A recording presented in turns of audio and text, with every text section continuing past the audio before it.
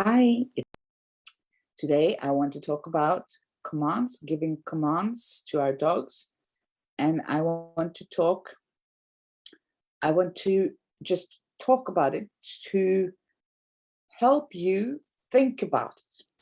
That's my mission. I'm not going to tell you what to do or how to do it, but to think about what you are doing and how you're doing it. And if it's all very necessary to do, or if you can do it in a different way, of course. I always have to add some of that. So let me just find my PowerPoint. Yeah, I found it, but then I have to share it, of course. I made a PowerPoint so I can help reminding myself what I wanted to say. So here it is. Yep, I think you can see it now. Because we have, I don't know why, I don't know where it comes from. I've discussed this with Turid Rugaas before as well. What is all the commands about? Because if we talk to each other, to other human beings, we normally don't talk in commands like sit, eat, wait, or well, we can say wait. That was a very bad example, but sit, eat, dishes, talk, TV, you know my point. We don't talk like that. So why are we talking like that to our dogs? Why do we give them commands? I hope that most of all, it's because of safety. Because we have to teach our dogs some things. Of course we have to. Positive dog training is not about not teaching our dogs things, but it's how we're teaching them. So for safety, first of all, I presume, for example, recall.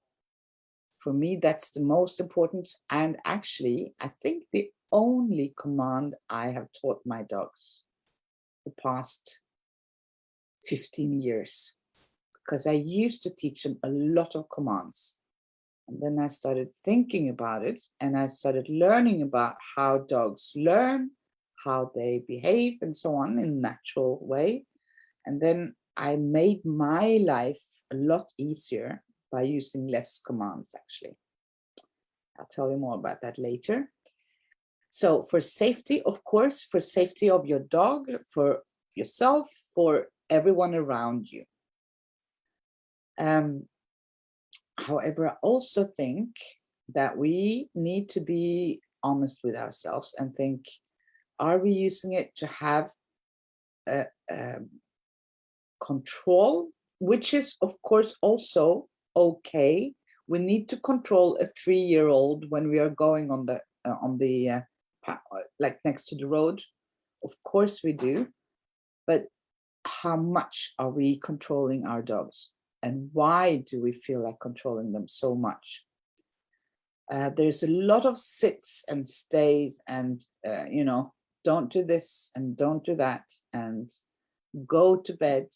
I don't know if you say that in English, but in Norwegian that's a very common command, is go to bed, go find your bed, so go lay down.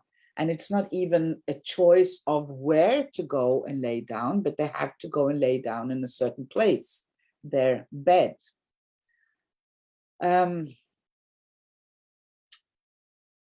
Maybe a little bit provocative for some people, but is it to show off?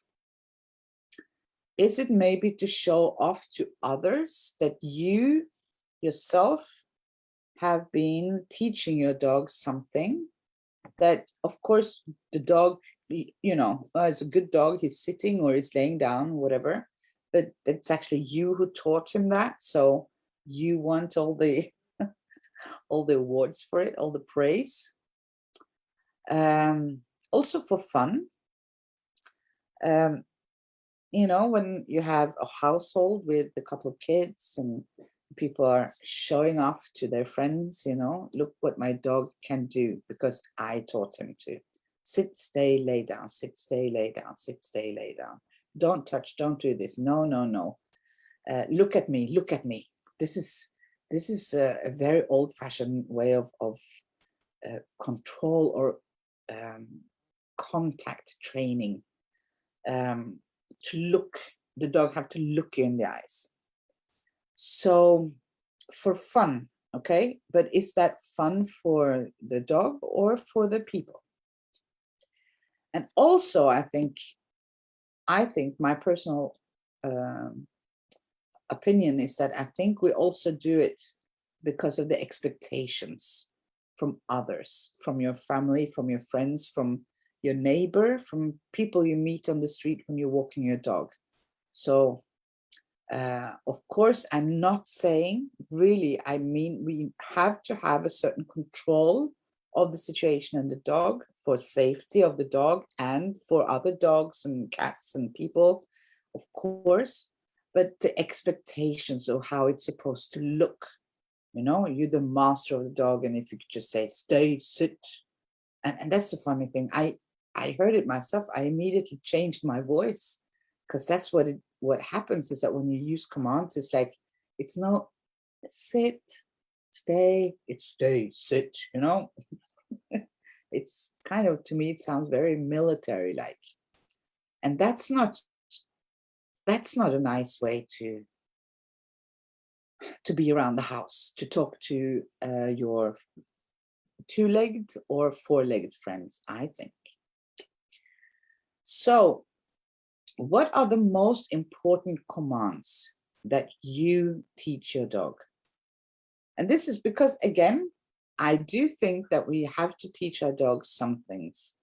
Maybe we should call it something different than commands, because it just, I don't know, it sounds better, it gives another feeling to it. It's like, instead of saying to the dog, let go, if your dog has something in his mouth and you say, let go, it immediately, again, I immediately automatically change my voice and go, let go, let go. I don't say, let go, let go. It's let go. But if I say thank you, I don't say thank you. I'm always nicer when I say thank you than let go. My tone of voice.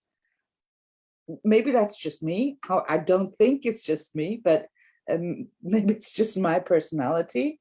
But I have observed that a lot of people are like me. So if you say thank you, you teach thank you instead of let go. And again, like I said, this is not to tell you what's wrong or right. You can say banana, you know. For the dog, you can say roses, you can say banana, you can say a car, what, Volvo, you know, you can use whatever word. For your dog, it's not important. The dog hears the tone of your voice, and yes, they can recognize the, what you call syllabus, yeah, what we're saying, but it's mostly the tone of the voice, and the tone is so much nicer when we say thank you. Cue is a better word. You say in English it's cues, yeah. But you do say commands as well, or is it only my translation of the Norwegian words commands? Like literally, we call it in Norwegian kommandoer. It's almost the same. But still, we don't talk to our friends in cues, do we?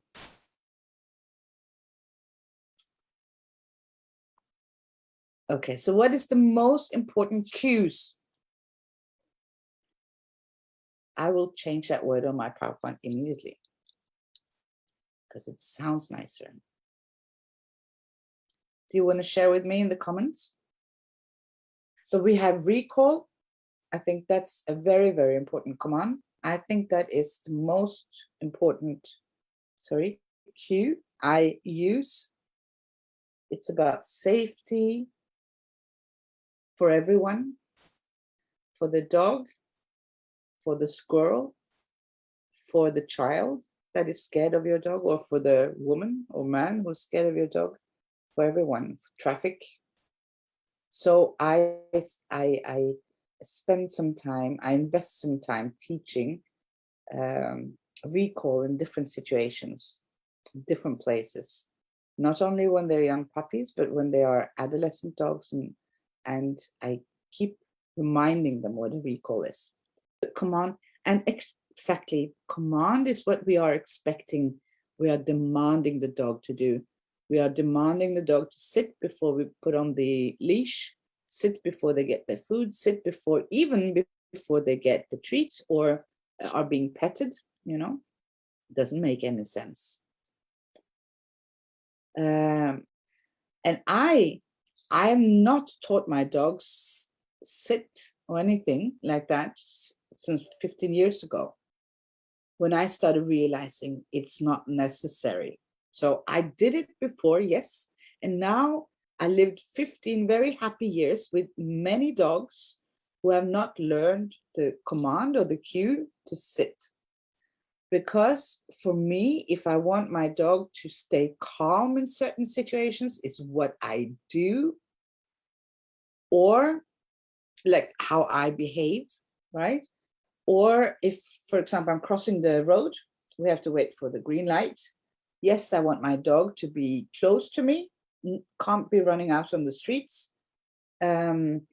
So then I ask him, but you see, I am talker. I'm talking a lot. So I would say something like, I say different every time. I say, oh, Wilma, can you just, wait here with me? That's something I would say. Can you just wait here with me? Yeah. I don't care if she's sitting, if she's laying down, or if she's rolling around, whatever she's doing, as long as she's next to me, quite close to me in these circumstances when we are crossing the street. Yes. And this seriously, this has helped me, I think, relaxing more when I got rid of that in my head, that I don't need what commands or cues, what do they need to learn? No?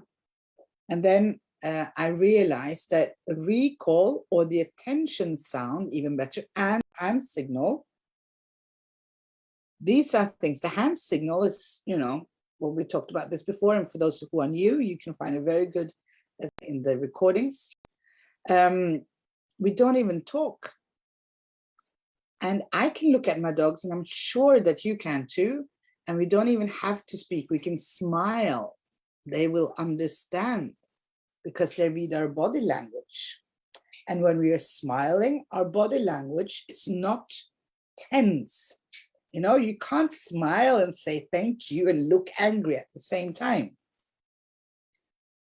So things do get more relaxed, more stress-free, and easier and nicer, kinder to the animal. Okay, let me share my PowerPoint again so I don't go on talking about everything I was not supposed to talk about. Hold on, where's the share button?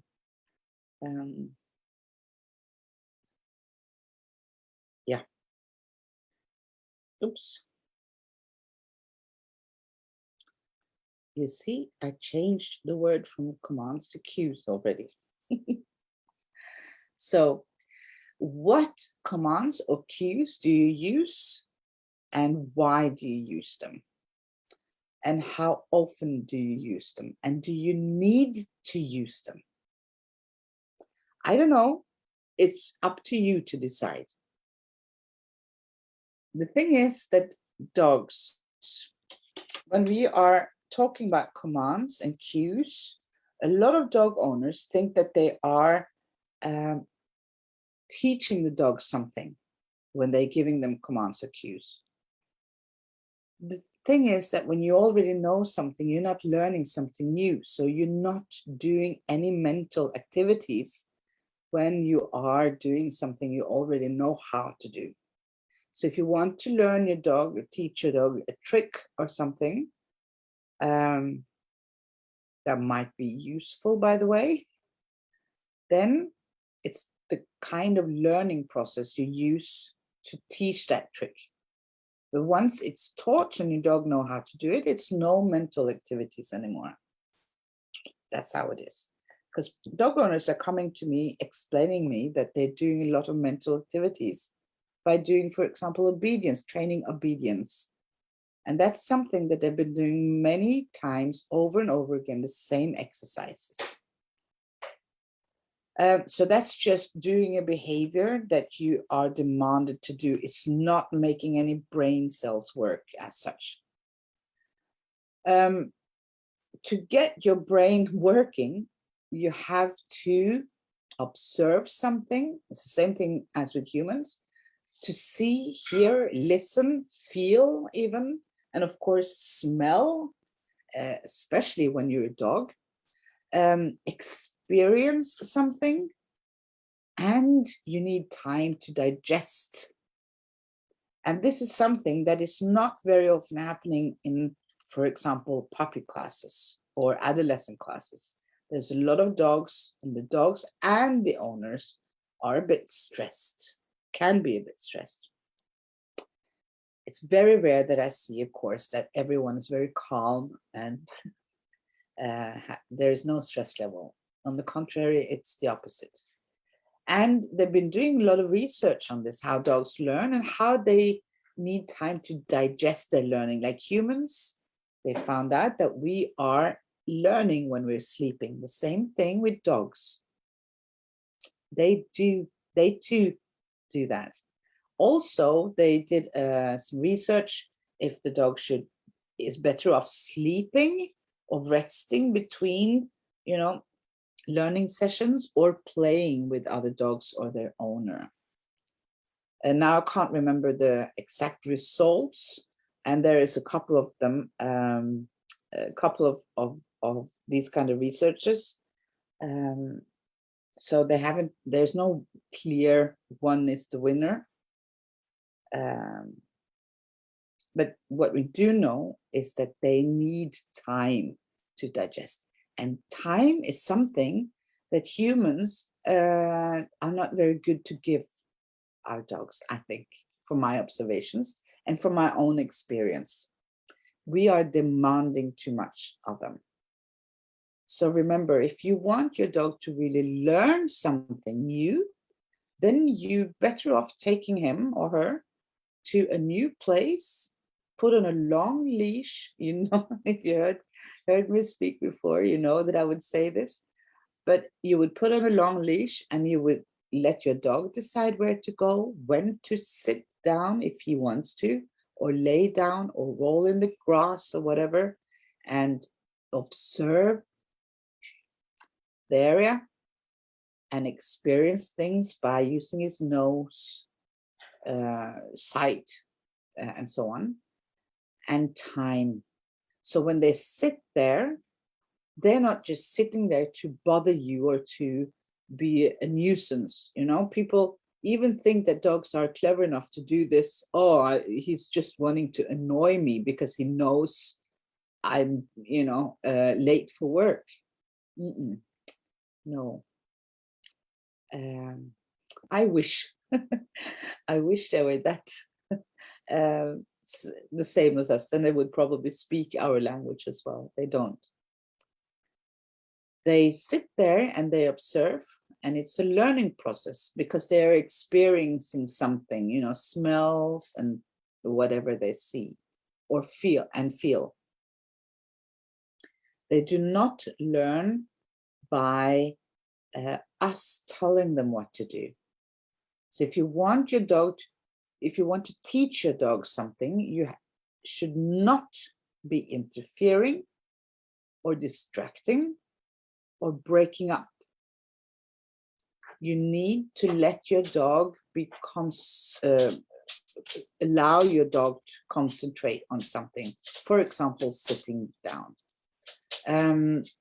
This is one of the things that humans do a lot, and that's interfering and interrupting. And in many cases, in most cases, I would say, I'm not talking about a situation where two dogs don't like each other and it's about to be a fight or something. That's a whole different Facebook Live. Even then, we shouldn't always interfere. But but we tell them, we don't wait long enough, and we tell them to do something. Even something as easy as a treat search. We throw some treats on the ground and we tell the dog to go searching. And then we even show them, we point, come, look, there is a treat here. It's very good. It's tasty, yummy, yummy. Instead of letting your dog watch you, if your dog haven't done this before, then let him watch you while you throw a couple of treats on the ground, and then let him explore and do it himself. And you know what he needs? He needs time. So don't be impatient.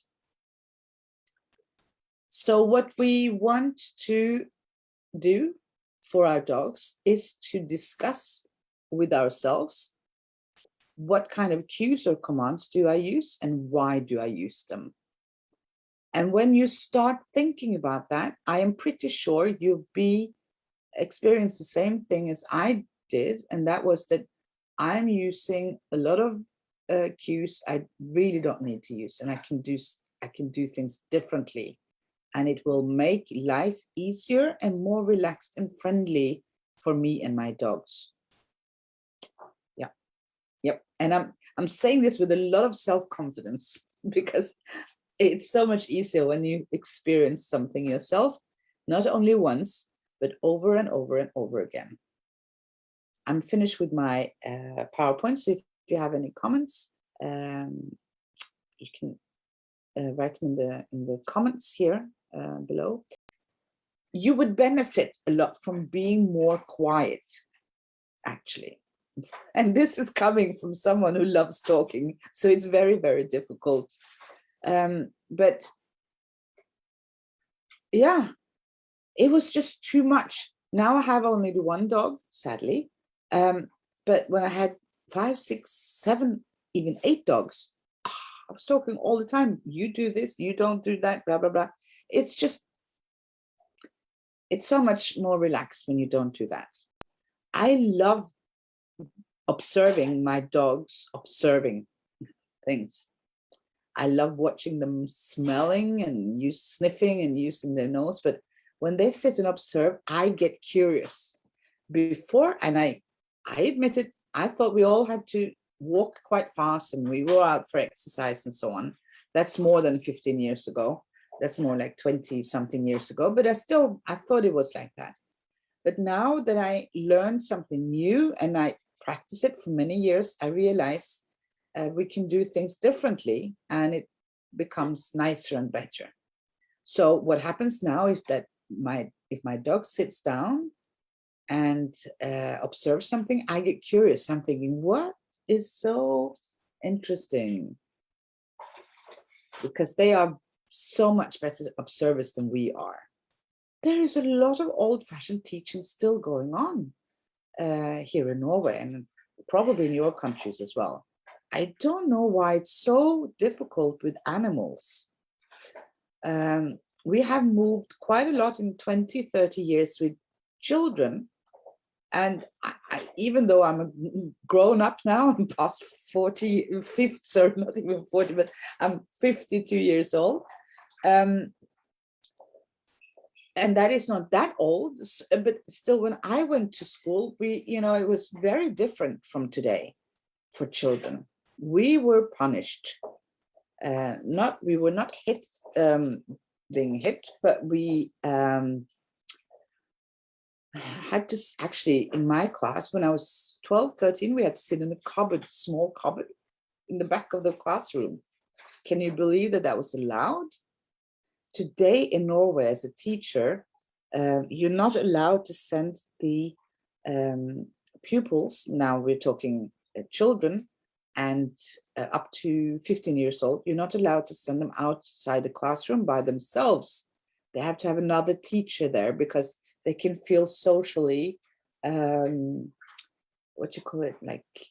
it's like a social punishment. It's a punishment to be socially excluded. Yeah. So we can discuss that if that's going too far the other way. Yeah. So to sum up, please think about what cues are really important to your dog. Teach your dog the important cues for his and everyone's safety, and the rest, think about if you can say it differently or if you can say it not so often. And definitely stop, this is my opinion, stop asking your dog to sit all the time, right? All to sit. This is so funny. I went to a vet and I didn't think about it, but I had my jacket with the logo of the Norwegian dog school that I have. And it's quite, known. So she was like, "Oh, you're working there," and I said, yeah, I work there. And then she was finished with my dogs. It was just a checkup. And then she came with a treat and she said, "Sit, good boy, sit, sit." And I looked at her and I looked at the dogs and they were like, what is going on? What does this mean? So I told the vet that, I never taught my dogs to sit, so they don't know what you mean. And of course she just she didn't understand it. And she just turned into a very big question mark. And she was like, "But aren't you a dog trainer?" I said, "Yes, I am. And I don't teach my dogs to sit." And I'm proud of it. Okay, you say I'm a talker, but I'm going to talk to my friends now. So thank you for being here. And I wish you a very nice week with maybe a little less cues. Okay, bye.